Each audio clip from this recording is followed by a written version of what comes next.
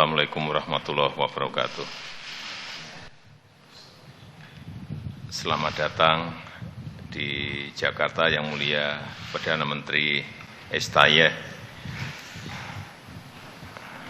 dan senang bisa bertemu kembali setelah pertemuan kita di Glasgow.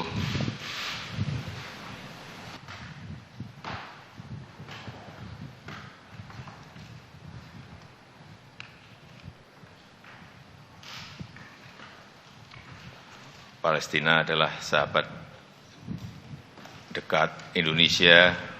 Palestina adalah salah satu negara pertama yang mengakui kemerdekaan Indonesia.